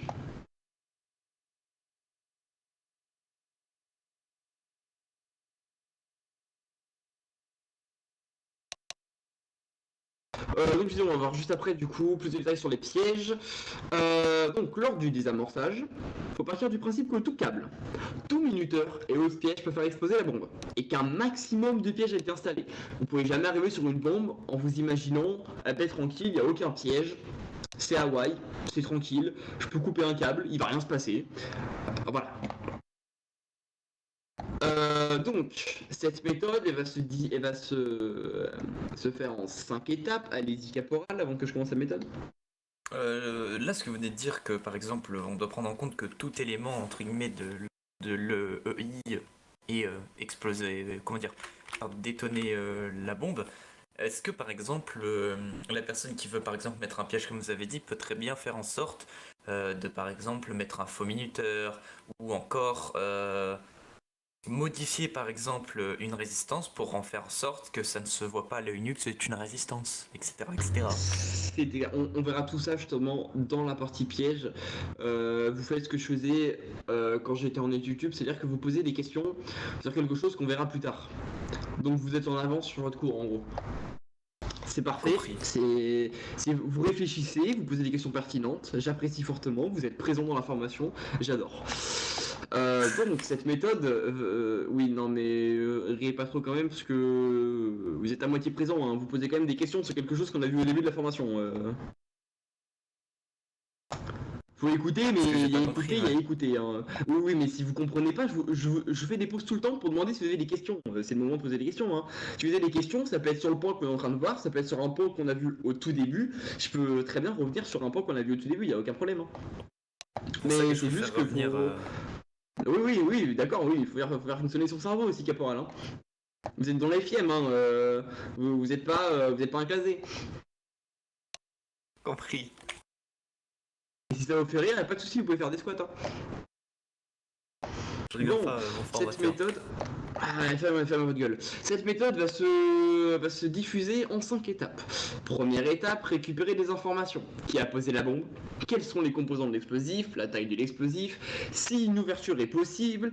Si des pièges sont visibles à l'œil nu? Si le circuit lui-même de la bombe est visible à l'œil nu? Si vous avez du matériel à disposition, c'est-à-dire que si vous êtes en opération, en OPEX, vous n'avez pas forcément du matériel, alors que si vous êtes sur zone, vous avez tout le matériel possible et imaginable, et encore plein d'autres choses que vous pouvez prendre en compte, mais vous improviserez une fois sur place. Ensuite, vous opérez l'ouverture. C'est-à-dire qu'une fois certain que l'ouverture décidée, donc l'emplacement est sécurisé et que la bombe ne risque pas d'exploser lors du forçage de la caisse, par exemple, donc lorsque vous ouvrez votre explosif pour aller justement directement le déminer, dans le cas où il est confiné, il faut alors opérer l'ouverture.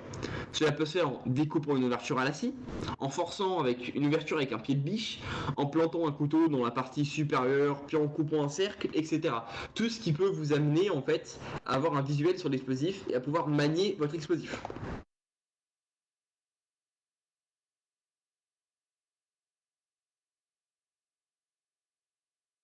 Ok, petit 3, repérer le système de mise en détonation. L'alimentation est-elle mécanique, électronique, autre, que l'on verra plus tard, un petit peu plus tard dans le lexique auxiliaire. S'il y a des déclencheurs et leur type, pareil pour les initiateurs, s'il y en a et leur type, comment la charge peut détonner, quelle est la puissance de l'explosif, en fonction du type de la charge principale, si vous pouvez savoir ce que c'est, si vous pouvez savoir aussi combien est-ce qu'il y en a, ça peut être vraiment un anagramme d'un truc, mais qui peut avoir l'effet d'une bombe nucléaire, hein, c'est possible, je ne me demande pas comment c'est possible. Si le désamorçage est sécurisé, si le désamorçage n'est pas sécurisé, on va directement passer à la méthode auxiliaire. Le but, c'est avant tout d'opérer rapidement et en toute sécurité, surtout que lorsque vous êtes en OPEX. Et surtout si le désamorçage n'est pas sécurisé. Ensuite, petit 4, neutraliser le système, se fier aux explications données dans chaque partie. En général, il suffit de neutraliser la source d'alimentation de chaque charge. Je le répète encore une fois, que vous ne l'ayez pas compris, si vous coupez les câbles entre l'alimentation et la carte électronique, si c'est pas l'explosif qui vous tue, c'est moi qui viendrai vous tuer. Et ensuite, petit 5, neutraliser l'explosif, c'est-à-dire dégager l'explosif du chemin, s'il est en plein milieu du chemin, même si la charge ne peut plus être activée via le système d'explosif, il suffit généralement d'une énergie thermique pour déclencher l'explosion, donc afin d'éviter un suraccident, ceux qui ont suivi la formation sur le module RBC savent ce que c'est, sinon pour faire simple, c'est un accident sur un accident, sur accident. Donc pour éviter un suraccident lors de l'explosion, que ce soit volontaire ou non, la charge doit impérativement, et j'y tiens, impérativement, être détachée du corps de l'explosif, être mise de côté en sécurité, que ce soit dans un caisson blindé que vous pouvez trouver sur place, que ce soit dans vos poches, comme ça au moins vous êtes sûr que personne ne va vous prendre en traître et vous balancer la charge en pleine gueule avec, je sais pas, genre un petit briquet ou une allumette plantée dedans. Le but, c'est de savoir que l'explosif c'est la charge. C'est pas l'explosif en lui-même, c'est juste la charge. Donc la charge peut exploser même s'il n'y a pas le système de mise en détonation. Est-ce qu'il y a des questions sur la méthode principale? Non. Non formateur. Non, formateur.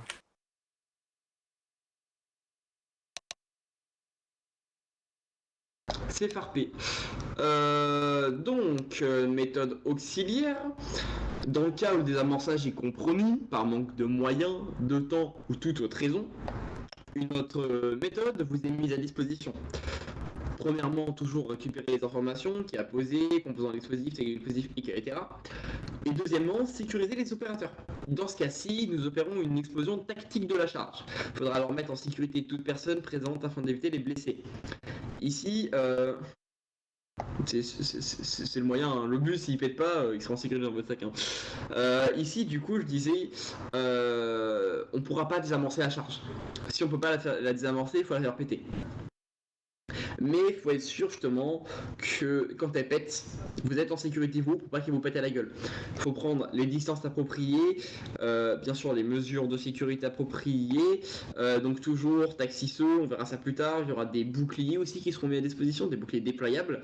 C'est pas des boucliers utilisés pour de la protection balistique, donc ça va pas être des boucliers où il faut le certificat des boucliers tactiques pour les manier, ça va être justement des boucliers faits pour contenir le souffle de l'explosion. peut aussi vous mettre en sécurité suivant les différents effets qu'il peut y avoir. Vous parlez sans prise de parole, je vais vous tabasser, caporal. Donc, pour tout ça, c'est sécuriser les opérateurs. Et ensuite, bien sûr, il y a la détonation. On tire sur l'explosif. Tirer avec une arme d'assaut. Sinon, utiliser des détonateurs, donc des explosifs brisants. Dans le cas de l'utilisation de détonateurs, se référer au lexique auxiliaire qu'on va voir juste après. Et l'utilisation doit impérativement se faire en toute sécurité. Donc, bien sûr, on garde la sécurisation des opérateurs. Vous aviez une question, caporal, que vous venez de parler là. Je disais, les protections balistiques qui vont être utilisées, c'est du coup pour éviter toute formation, c'est comme vous avez dit, c'est plus pour se protéger du souffle et des objets pouvant être avec la déflagration. On se protège du souffle, on se protège pas des ennemis avec les protections fournies, parce que sinon, bonne chance pour vous protéger de la matraque. Hein. Je vous construirai dans tout le baraquement s'il faut, dans toute l'installation s'il faut, mais je vous tabasserai comme un matraque, hein. Vous pourrez plus marcher. Le matériel qui est fourni, il est fait pour résister à un souffle d'explosion. Il peut résister à des tirs balistiques, cependant ça l'endommage, beaucoup plus qu'un tir d'explosion. Parce que c'est fait justement pour absorber l'explosion. Du coup, si vous l'utilisez pour vous protéger de balles, ça va mal aller. Vous le mettez en place pour vous protéger de l'explosion. Dès que l'explosion a eu lieu, vous le récupérez, vous le repliez, vous le foutez dans votre dos, dans votre sac, où vous voulez, dans votre cul si vous voulez, si ça rentre, je m'en branle, c'est pas mon problème. Est-ce qu'il y a des questions sur les méthodes? Non, formateur. Non, mon formateur. Mon formateur. Non. Parfait, cette partie ça va être de l'informatif principalement, ça va pas être des méthodes, ça va pas être, voilà, ça va vraiment être de l'informatif, c'est le lexique auxiliaire. Le lexique auxiliaire, on va tout de suite commencer par une partie sur les explosifs. Donc sur les explosifs, il peut y avoir quoi? Déjà les déclencheurs, on a parlé de certains types de déclencheurs, on n'a pas parlé des électroniques par exemple. Donc une alimentation électronique utilise la technologie sans fil, couplée à une alimentation électrique. Sans fil, ça peut être du Bluetooth, ça peut être du Wi-Fi, ça peut être une petite télécommande qui utilise des ondes. Il y a plus de choses à faire, attention ici. Et pour plus de facilité, nous allons schématiser tout cela à l'aide des pièges. Tous les pièges utilisés en composition dite électrique, donc en composition standard utilisant une alimentation électrique, peuvent être représentés par des ondes en électronique. En gros, c'est la même chose, c'est juste que faut changer votre composition du schéma. Si vous avez des questions par rapport à tout cela, que ce soit en dehors de la formation, veuillez vous référer au formateur, c'est-à-dire que pour les FIEM ça va être moi, et pour les unités cynophiles notamment, ça va être vos formateurs tels que Yormungand et l'autre c'est Palmani, si je dis pas de bêtises. Caporal, vous aviez une question. Oui, c'était au niveau de... Ah oui, du Bluetooth comme ça dit. Bon, je sais que c'est pas Bluetooth, mais plus au niveau des ondes, Bluetooth, etc. Est-ce que mettre par exemple un isolant sur le EI pourrait neutraliser l'explosif ou au contraire l'armer? Le déclencher, pardon. Eh ben ça va dépendre de votre explosif. Hein. On va avoir des pièges après. Mais justement, c'est pour ça que j'ai dit, tout piège peut être représenté par des ondes.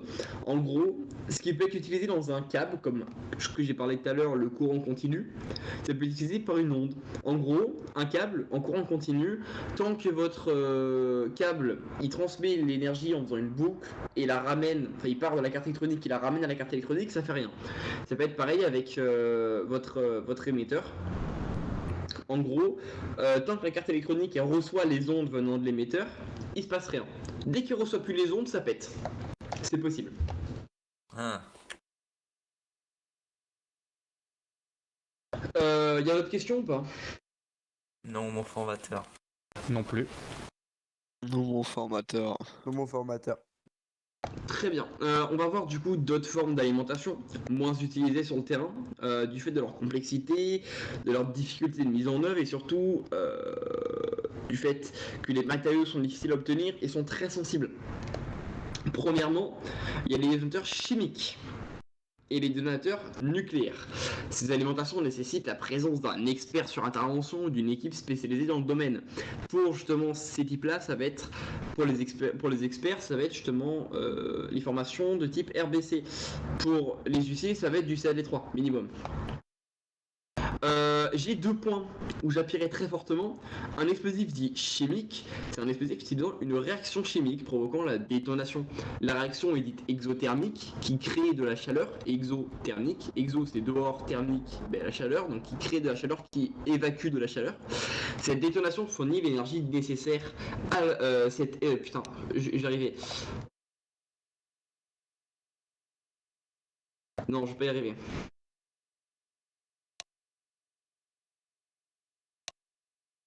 Attendez, je retrouve mes mots là, j'ai plus les mots.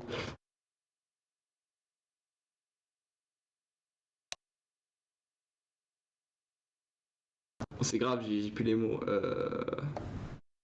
Ce mélange, on va dire, c'est très bien ce mélange. ce mélange va fournir à la détonation en fait, va fournir l'énergie nécessaire à la détonation et n'a généralement pas d'initiateur couplé. Donc, il n'y aura pas besoin d'initiateurs, vous ne vous ferez pas chier avec les initiateurs, déclencheurs, etc. là-dessus, parce que ça va être uniquement 2 mélanges qui vont se rencontrer. Ça peut être bien sûr des petites portes couplées aux petits conteneurs de vos boom boom à chaque fois, de vos réactifs, voilà. Réaction chimique, voilà, putain, c'est le mot que je cherchais. Donc ça va être des petites portes électriques qui vont être couplées à vos conteneurs de réactifs, et à chaque fois justement qu'il y a une charge électrique qui va passer dedans, ça va s'ouvrir, les 2 réactifs vont se rencontrer, ça va faire de la chaleur, ça va faire boum. Ensuite, on a l'explosif sale. On a la fin de l'information, ne vous inquiétez pas. Hein. Ensuite, on a l'explosif dit sale, qui n'utilise pas forcément de réaction chimique pour provoquer la détonation. Mais lorsque cet explosif détonne, il libère un gaz toxique ou irritant en général. Ça peut être autre chose, ça peut être projeté. Ça peut être projeté justement des liquides explosifs, des liquides pas explosifs, des liquides chimiques, pardon. Ça peut être tout ça. Il peut présenter avec une alimentation électrique. C'est pas obligatoirement une réaction chimique. Ensuite, deuxième petit point, c'est les pièges. Là, je vais rentrer un petit peu plus en détail pour les unités cynophiles par rapport à ce que vous avez, vous, dans vos documents. Un piège, je vais vous donner une liste non exhaustive. Donc, un piège, ça se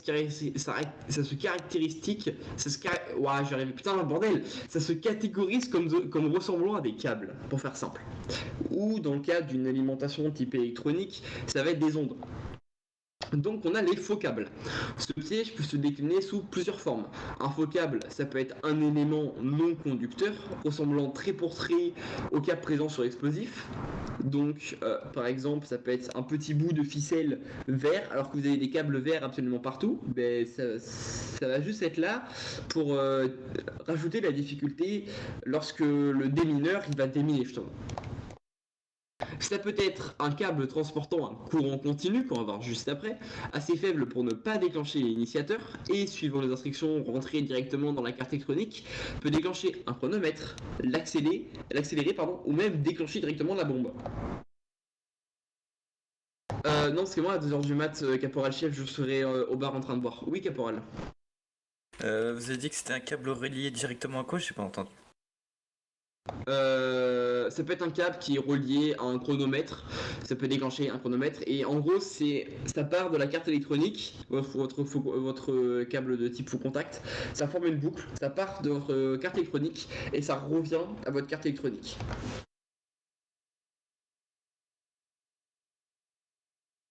Et dans ce cas, il fait un genre de schéma en fait directement. C'est une boucle. Ouais, c'est ça, une boucle. Ouais. Voilà. Pour désamorcer ça, c'est facile. Votre câble, il part, enfin votre courant plutôt, il part et il revient. Mais vous avez juste à couper là où il revient.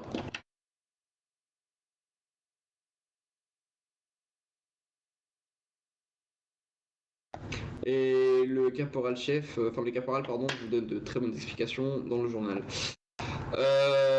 Ensuite, on a moi ce que j'appelle personnellement un câble inutile. C'est un mot de jargon que j'ai inventé moi-même, le Major Jamaigo. Ça désigne un câble relié à un élément externe à la bombe. Ça peut se présenter comme un câble relié entre une alimentation et un minuteur, par exemple. Dans l'absence de connexion avec la carte électronique, l'élément est certes alimenté, mais il n'aura aucun impact sur la bombe en elle-même. Les unités cynophiles peuvent en témoigner, qu'ils ont déjà rencontré ça. Un minuteur qui est relié à une alimentation, qui est relié à rien d'autre. Votre minuteur, dès qu'il a fini, mais comme il est relié qu'à l'alimentation, ben, il va avoir aucun impact sur votre explosif.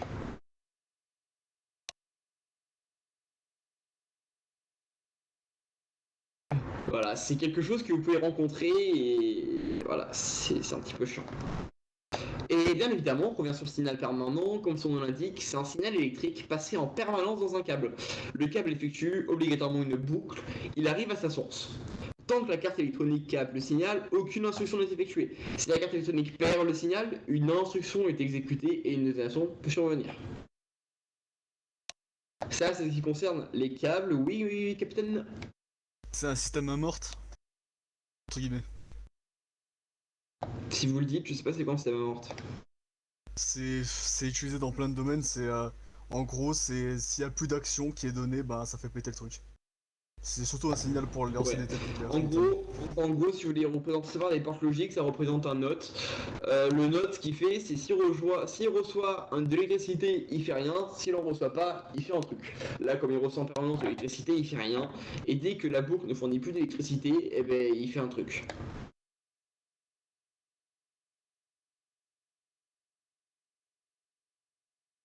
Ensuite, on va justement passer sur les capteurs qui sont d'autres types de pièges.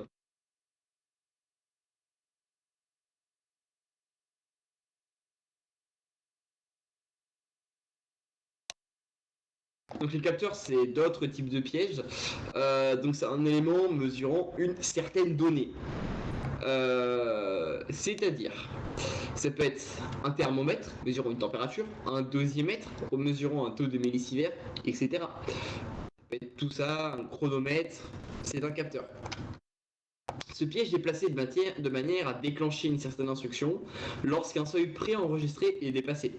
Il est préférable de ne pas couper la connexion entre la carte électronique et le capteur, car une boucle peut être présente. La carte électronique envoie du courant tant que le seuil n'est pas dépassé, le capteur envoie un signal permanent.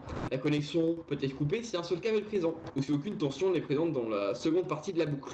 Pour faire simple, une boucle, obligatoirement, il y a un aller, un retour. Si un seul câble est présent, mais il n'y a qu'un aller, il n'y a pas de retour. Si il y a deux câbles, un aller, un retour, mais que dans votre retour, eh ben, il n'y a pas de tension, pareil, vous pouvez couper. Oui, Caporal Fras ? Je dois juste m'absenter 2 petites minutes. Faites, Je suis de la sécu. Oui, il n'y a pas de souci, Je reviens du coup sur le capteur. Donc le plus présent, c'est un capteur de pression.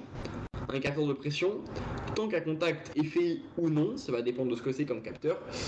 C'est un capteur de contact ou de pression.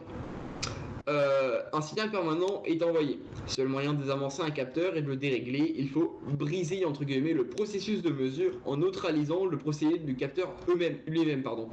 Cela requiert une grande connaissance de chaque capteur et de leur fonctionnement. À défaut de les amorcer, il faudra rester vigilant à leur mesure. Pour faire ça, je sais que vous allez avoir des questions là-dessus. Comment on fait pour désamorcer un capteur? Vous le désamorcez pas. C'est comme une carte électronique. Il faut aller directement avec un PC, avec une interface, reprogrammer l'entièreté du capteur. Oui, caporal chef.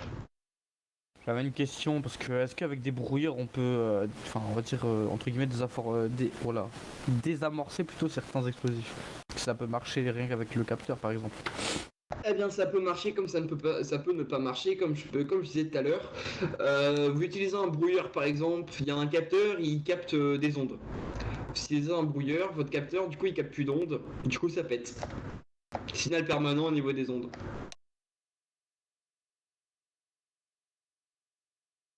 Ok. D'autres questions sur les capteurs ou pas? Non, formateur.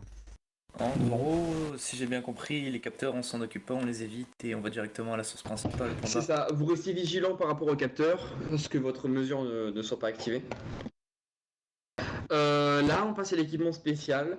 Pour cette partie, je tiens juste à faire une petite dédicace aux travaux des personnes qui je me suis inspiré, c'est-à-dire Capitaine Tsuki de la Lambda 8, le Capitaine Bonnet de la Lambda 8, le Capitaine pas Bonnet, le Capitaine Sophia Slana, pardon, allez-y opératrice. Hein. La Capitaine Sophia Slana, lorsqu'elle était dans la Lambda 8, qui a fait une partie sur les effractions, dont malheureusement je n'aurai pas le temps d'en parler aujourd'hui. On reparlera des effractions plus tard, je suis désolé, je n'aurai pas le temps. Et bien évidemment, le lieutenant-colonel, qui n'est plus lieutenant-colonel actuellement. Oh là, j'ai oublié son nom. Bertolite. Ouais, merci, Bertolite. Bertolite. Voilà, donc je me suis inspiré de leurs travaux. Oui, capitaine. Du coup, on va parler de ce qu'on avait parlé sous la Lambda 8, donc des disrupteurs. Ouais. Ou pas Ouais, on va parler des disrupteurs, on va parler des taxisseux, on va parler des boucliers OD, on a plus de trucs, on va parler notamment des brouilleurs Kirin Tech. D'ailleurs, by the way, il va falloir que... Hop, attendez, je règle un petit truc sur mon document, petit problème de mise en page. On va parler du coup des brouilleurs Kirin Tech, des systèmes Shield, donc les disrupteurs, on va approfondir un petit peu plus les disrupteurs, et voilà. Et ensuite, du coup, ce sera la fin de la formation. Voilà, je vous laisse là-dessus. Non, je déconne, bien sûr, je déconne. Je vais bien sûr vous expliquer un petit peu tout. Oui, caporal-chef. Tout ce qui est bouclier, équipement, par tout hasard, est-ce que ce sera quelque chose qu'on aura réellement ou ce sera uniquement via le J'en ai petit aucune journal idée. J'en ai aucune idée. Ok. Alors pour le moment, actuellement, ce sera petit journal. Si j'arrive à me dépatouiller, au moins vous aurez potentiellement la tenue. Pour ce qui est du bouclier, non, parce que le bouclier, ça va être ce qu'on appelle plus communément dans le milieu Introps. Du coup, à part si vous avez un membre du DA à proximité, ou alors si vous effectuez une commande au DA, etc., vous pouvez potentiellement pouvoir placer ce type de bouclier que je retrouve.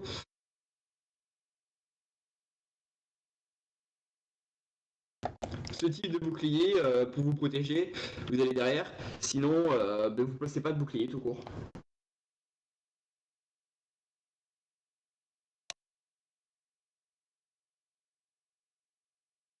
Je vais juste ranger mon bouclier OD. Du coup, premièrement, afin de se protéger de l'explosion, de son activation ou de son souffle lors de la détonation, la force d'intervention mobile Alpha 3 met à disposition de l'équipement spécifique tel que des boucliers ou des tenues. Je vais vous fournir une liste non exhaustive, by the way, non c'est faux, une liste détaillée des équipements disponibles pour la protection. Donc ça concerne uniquement, là, cette dernière partie concerne uniquement les forces d'intervention mobile. Pour les personnels de sécurité, si jamais vous voulez rentrer en intrazone, vous pouvez. Si vous voulez assister encore à la fin de la formation, je vous y autorise. Mais sachez juste que l'équipement que je présente ici, vous n'y aurez pas accès, sauf sous contre-indication. Premièrement, on a la tenue tactique TAC 6E, dont je vous fournirai une petite image dans la soirée. La TAC 6E, c'est une tenue de déminage tactique, dispensant une protection adaptée contre les forces de souffle et de la détonation d'un équipement explosif improvisé ou contre des shrapnels. Cette tenue n'est pas adaptée au combat, et ça vraiment, j'y tiens. C'est pas adapté au combat, ça. Regarde, je prends mon stylo et je le tape contre mon pupitre. Si je vois une personne qui se balade en taxi-ce et qui est en train de combattre avec une taxi-ce, je vous jure, je lui fais une clé de bras, je vous jure, je l'étrangle, je tire une balle dans la tête, ça va pas aller. Oui, c'est un stylo, ça, c'est un stylo plume. Je tape mon stylo plume. Je vous le dis, hein, si je vois une seule personne en train de se battre avec la taxi-ce, ça va pas aller, les amis. Ça va pas le faire. Donc, la taxi-ce, on la privilégie lors de l'installation d'explosifs via disrupteur. On va voir juste après ce que c'est un disrupteur. On peut aussi l'utiliser, on va l'utiliser lors du déminage de l'explosif. Cette tenue a l'avantage d'être plus légère que sa cousine le OD10E qu'utilisent nos collègues de la sécurité. C'est une tenue lourde utilisée notamment par justement les unités cynophiles et permet une meilleure maniabilité lors de la portée justement. Elle est prévue pour. Par ailleurs, cette tenue est modulable, pouvant accueillir plusieurs types de visières et un système de respiration assistée pour les environnements présentant un danger RBC. On va y revenir pour les autres payants.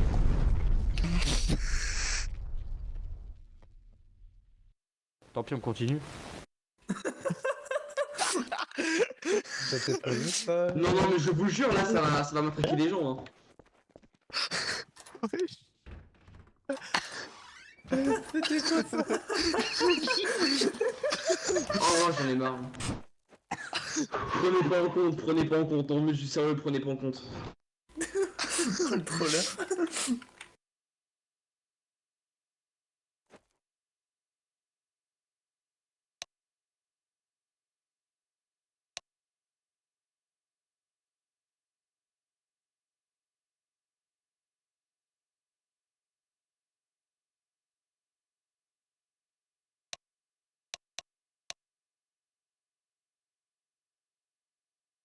Bon, ça c'était pour la taxe ICE. Vous avez des questions sur la taxe ICE ou pas? Non. Non, mon formateur. Parfait. Comme autre système de protection, on a un brouilleur qui s'appelle le Kirin Tech EMS. Ce brouilleur de manufacture Kirin Tech, il permet le blocage d'ondes entrantes et sortantes, ainsi que le contrôle du spectre électromagnétique afin de garder un contrôle permanent lors d'interventions sur des engins utilisant des particules électroniques. Ça veut dire quoi? Ça veut dire que vous utilisez ce brouilleur, il va pas uniquement brouiller, donc faire en sorte que ça bloque toute entrée et sortie d'ondes. Ça peut aussi contrôler les ondes, placer sous écoute certaines ondes, et justement faire aussi modulaire réseau, c'est-à-dire, vous savez, vos petits trucs là qui amplifient la puissance du signal. Ben, vous pouvez utiliser ça justement pour faire en sorte de contrôler vos ondes pour les couper au bon moment lorsque vous êtes sûr que vous avez désamorcé justement votre explosif. Il permet aussi l'activation à distance de matériel électronique et l'écoute de communication. Il sera cependant utilisé à ces fins uniquement que sous autorisation de votre CDG pour la FIM. Le CDG pourra autoriser l'utilisation du Kirin Tech pour placer sous écoute des communications. On a un système d'inspection portable qui s'appelle le Shield. Par ailleurs, tous les équipements que je parle actuellement seront je vous filerai un doc. Je vous filerai un doc là, vous tous. Vous trouverez sur ce doc l'entièreté de la formation, pour faire simple, et notamment les images des équipements.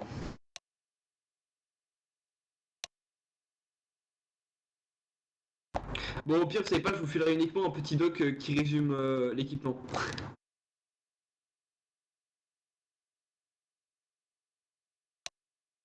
Voilà, je vous filerai un doc qui résume l'équipement pour que vous ayez un truc qui voit tout ça. Le système d'inspection portable Shield, c'est quelque chose qui va envoyer des ultrasons à travers votre objet, qui va refléter sur une plaque en métal qui va revenir vers vous. C'est un système utilisant les rayons X, pas les ultrasons, pardon, les rayons X, afin de sonder un conteneur. Il est relié à une tablette afin d'afficher un rendu 3D de l'intérieur du conteneur. L'émetteur envoie des rayons X à travers le sujet, puis les rayons traversent et rebondissent sur le panneau plat placé derrière le sujet sondé. On utilise aussi les systèmes de balisage, qui sont des balisages lumineux et à peinture, utilisés pour marquer l'explosif, qu'il soit désamorcé ou non. À vous de voir comment est-ce que vous faites pour justement manipuler les systèmes de balisage. On utilise aussi les disrupteurs. Pas du tout. Je ferme ma gueule. Alors, du coup, je disais, on utilise aussi le système de projection collectif. Qu'est-ce que c'est? Pour faire simple, nous disposons de systèmes de protection adaptés pour les opérateurs non formés ou non équipés adéquatement pour le déminage. Le bouclier balistique, que je vous ai présenté tout à l'heure, et de protection du coup contre les chocs et les souffles EOD, c'est son petit nom, il s'appelle EOD. Il se déploie facilement, dispose de pics d'ancrage au sol pour la stabilité.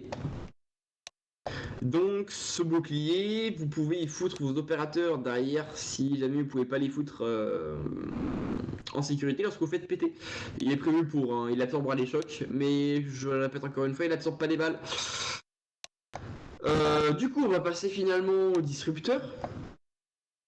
C'est quoi un disrupteur? C'est un mot un petit peu barbare qui signifie juste que c'est un objet, un détonateur, créant volontairement une explosion afin d'activer l'explosif. Sont utilisés dans le cas où l'explosif ne peut pas être désamorcé et est préférable de le coupler avec du matériel de protection. Il existe plusieurs types de disrupteurs, chacun dans un cas précis. On a des disrupteurs à eau. Donc, ici, on répertorie deux types de disrupteurs à eau, mais avant tout, qu'est-ce qu'un disrupteur à eau? C'est un détonateur utilisant de l'eau pressurisée, donc sous pression, vraiment grosse pression, qui fonctionne soit grâce à l'électricité, soit grâce à un mouvement mécanique, donc on tire une ficelle. Non mais la sécurité, hein, si jamais vous pouvez retourner, hein, vous activez le petit interrupteur là-bas et vous pouvez retourner dans notre zone. Il existe, on a plusieurs types de disrupteurs à eau. On a les portatifs. Donc le disrupteur à main Draken, le capitaine y connaît bien. Donc c'est utilisé afin de neutraliser des équipements explosifs de type mallette ou colis et donne une impulsion relativement faible. Son fonctionnement est prévu pour utilisation via produit sur site d'opération. Donc en gros, vous utilisez, je disais, pour lancer l'eau, vous utilisez de la poudre à canon que vous pouvez prélever sur place et plein de choses que...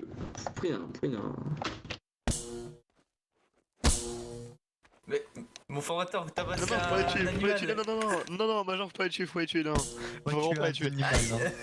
Faut les tuer, moi. Regardez, je tabasse un animal, caporal. Bah bravo. Bon, du coup, je disais, le disrupteur Draken, c'est utilisé afin de neutraliser des... C'est utilisé, je disais, afin de neutraliser des engins explosifs type mallette ou colis, donne une impulsion relativement faible sur l'explosif. Son fonctionnement est prévu pour l'utilisation via produit sur site d'opération. Exemple, poudre à canon trouvée sur place. Et doit être rempli manuellement par l'utilisateur. En gros, vous mettez à l'intérieur de la poudre à canon, ça va projeter l'eau et ça va faire boum. Ensuite, on a des trucs un peu plus gros, les disrupteurs pas portatifs justement. C'est un canon qui s'appelle le Vulcain. Et ce canon, c'est utilisé pour des opérations sur des longues... sur des distances plus ou moins longues, je commence à le fatiguer. Il peut être utilisé non seulement pour la neutralisation de vie, mais aussi pour des situations d'effraction. On verra ça à la prochaine formation, je vous convoquerai, messieurs de la FIM. Donc, l'opérateur doit charger 200 à 300 ml d'eau à l'intérieur du canon, et l'activation peut se faire via un système mécanique ou électronique, existant sous forme montable pour des drones. En gros, vous pouvez foutre ça sur des drones. Ensuite, il y a des disrupteurs omnidirectionnels, donc qui eux n'utilisent pas cependant de l'eau, mais de la poudre à canon. Dans le cas où l'explosif ne peut être neutralisé de manière précise via un disrupteur de type Draken, nous utiliserons un disrupteur de type Bottler. Le Bottler, c'est utilisé dans des cas de diffraction aussi pour des caisses blindées ou des véhicules. Ce type de disrupteur utilise une charge prédéfinie de poudre à canon, 0,25 litres, 0,5 litres ou 1 litre. Il s'active via un câble branché à une télécommande ou via un dispositif électronique, donc à distance. Est-ce que vous avez des questions? Non formateur. Non formateur. Non formateur. Parfait. Alors dans les jours à venir, vous aurez accès à des nouveaux canaux dans l'intranet de la FIM et dans ces nouveaux canaux, vous y trouverez le document qui répertorie l'équipement. Bien sûr, faudra y rentrer votre nom lorsque vous ferez la demande d'accès au document, parce que vous n'aurez pas accès directement comme ça, ce serait une demande d'accès. Vous y rentrerez votre nom et votre identification lorsque vous faites la demande, et je vous rappelle d'utiliser une adresse qui soit plutôt personnelle plutôt que professionnelle, hein. On va pas se le cacher, je m'en fous j'ai pas d'HRP les gars, je m'en fous de qui vous êtes IRL, utilisez des adresses mail où on voit pas votre nom et prénom IRL.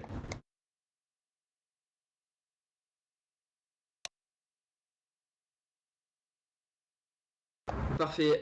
Si vous n'avez pas d'autres questions, je vous laisserai repartir. C'est la fin de cette formation.